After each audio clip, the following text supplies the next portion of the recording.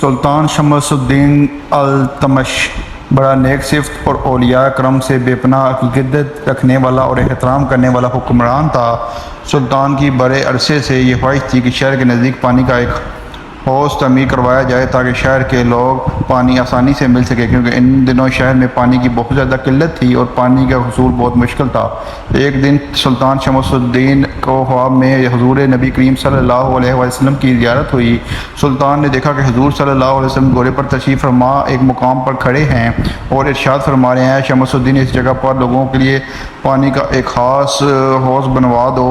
صبح ہوئی تو سلطان نے فوراً طور پر ایک خادم حضرت خواجہ قطب الدین بختیار کاکی رحمۃ اللہ کی خدمت میں روانہ کیا کہ میں نے آج رات ایک خواب دیکھا ہے، اگر آپ حکم فرمائیں تو میں آپ کی خدمت میں حاضر ہو کر عرض کروں۔ خادم کی زبانی یہ پیغام سن کر آپ نے فرمایا، سلطان سے جا کر کہہ دو کہ حضور نبی کریم صلی اللہ علیہ وسلم نے جس مقام پر حوض تعمیر کرنے کا حکم دیا ہے میں اس مقام پر جا رہا ہوں، تم بھی وہاں پہنچ جاؤ۔ سلطان یہ بات سن کر بڑا حیران ہوا کہ صرف حضرت خواجہ صاحب نے نور بتدینی سے اس کے خواب کا معلوم کر لیا۔ چنانچہ وہ گھوڑے پر سوار ہو کر ایک سمت چل پڑے۔ اس راستے میں کسی نے بتایا کہ حضرت خواجہ قطب الدین بختیار کاکی رحمۃ اللہ فلاں مقام پر جلوہ افروز ہیں اور تمہارا انتظار کر رہے ہیں۔ سلطان تیزی سے گھوڑا دوڑاتے ہوئے اس مقام پر پہنچ گیا۔ سلطان نے دیکھا کہ آپ نماز کی ادائیگی میں مشغول ہیں۔ نماز سے فارغ ہونے کے بعد سلطان آگے بڑھے اور آپ کے ہاتھ کو بوسہ دیا۔ سلطان التمش نے جس مقام پر نبی کریم صلی اللہ علیہ وسلم کی خواب میں زیارت کی تھی، اس جگہ پر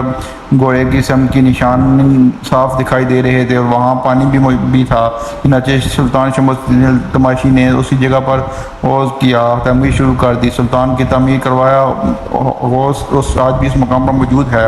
حضرت خواجہ قطب الدین بختیار کاکی رحمۃ اللہ اکثر اس حوض کے کنارے عبادت الہی میں مشغول رہا کرتے تھے۔ سلطان شاعر حضرت امیر حصاور رحمۃ اللہ علیہ اپنی کتاب قرآن و سعادتین میں اس حوض کے تعریف فرمائی۔ اس حوض کے کنارے اکثر اولیاء المدفون ہیں۔ حضرت خواجہ قطب الدین بختیار کاکی اکثر اس حوض کے کنارے عبادت مشہور رہا کرتے۔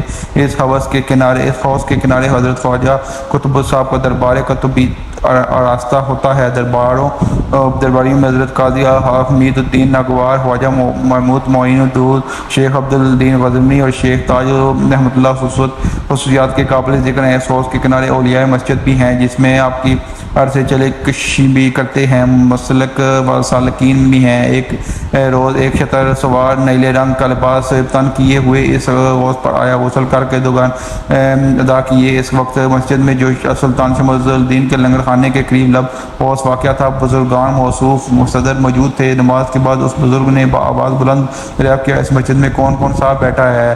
شاہ تاج الدین منور نے جواب دیا، چند فقرائے عالی بھی بیٹھے ہیں۔ اس سوار نے کہا، میرا سلام حضرت خواجہ قطب الدین بختیار کاکی رحمۃ اللہ اور شیخ محمد عطا قاضی حمید الدین لاہوری رحمۃ اللہ کو پہنچا دو۔ ان سے کہہ دو کہ خادم خاص ابو سعید دمشقی نے اسلام عرض کیا ہے۔ جس وقت حضرت خواجہ قطب صاحب نے ابو سعید دمشقی کا نام سنا تو درویشوں کے ہمراہ ملاقات کے لیے دوڑنے اس جگہ پر پہنچے، مگر وہاں کوئی موجود نہ تھا۔ حضرت قطب صاحب نے فرمایا، ابو سعید دمشقی الغیب میں سے ہے۔